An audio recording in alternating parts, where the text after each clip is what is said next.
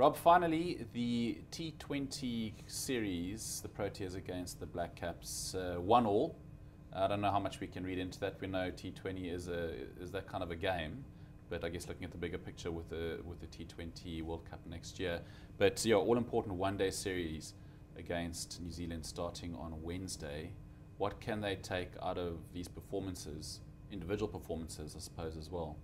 Into that, yeah, it's I think obviously quite a few of the players who did play in the T20 series, which, as you say, was shared. So often these two-game series do end up being shared in T20. It just seems Best to be of two. peculiar. I know. It's not exactly a marketer's dream. All we saw was the Black Caps basically hitting back, batting with a little bit more sort of intelligence and sort of rationality, I think, than they did in the first game, to post what turned out to be a suitably winning total.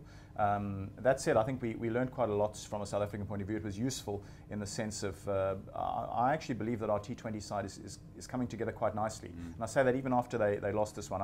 I think we lost this one primarily because of a little bit of a lack of responsibility, I thought, from AB de Villiers and someone like Riley Rousseau. Rousseau clearly seems to be hitting the ball beautifully at the moment, but I don't know why they were sort of just going aerial so often. And when you just sense that a disaster was waiting to happen, and that we do have a little bit of a question down at the bottom end of our batting order. So that if you lose an Amla, a Rousseau, and a de Villiers fairly early in a T20 innings, before the sort of the halfway mark, you may be struggling to sort of ram home, not the advantage, but to sort of get you over the line a little bit later on. So a few issues still there, but I mean, from a bowling point of view, I think we can take a few positives into the ODI series, which of course starts on Wednesday at the same venue. Dale Steyn is back in the picture, and I'm really looking forward to seeing him bowling in tandem with someone like Kagiso Rabada, who I've got to say in the T20 was, for me, the most illuminating South African bowler over the course of the two games. Consistently, he was the most sort of eye-catching South African bowler, and you start to really understand all the excitement around him. He's only just turned 20. I think he's 3 months out of his teens. He's already prepared to mix it up.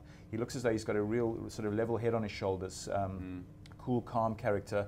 He bowled death overs in each game, the 20th in the one game and the 19th over in the other, which tells you the amount of confidence that a captain, whether it's AB de Villiers or the normal T20 captain, Faf du Plessis, who was injured, they can put a lot of faith in someone like him to stick up his hand for the death phase, which is something quite good. And it'll be good to see if they do the same in the one-day series now to follow, because we've seen some of our bowlers not look too flash in the death phase, and I think Rabada is someone who potentially, although he's still very raw, is going to solve that problem, maybe not necessarily immediately to a brilliant extent, but they'll begin to work him into that position where he can do the job consistently better. So I thought that was a big box to tick, and I think that South Africa, they certainly can win this one-day series. I think, especially if some of the batsmen fire properly. We saw some signs from Hashim Amla that he's coming together a little bit, although it was disappointing that he got one out, chopping one to point.